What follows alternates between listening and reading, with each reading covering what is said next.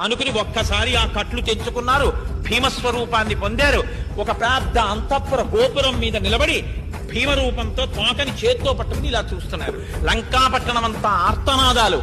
ఒక్కసారి స్వామి లంకాపట్టణం ఆవలి వైపుకు వెళ్లి ఒక గోపురం మీద నిలబడి చూశారు. లంకంతా అగ్ని జ్వాలలో దహింపబడిపోతోంది. అప్పుడు అనుకున్నారు,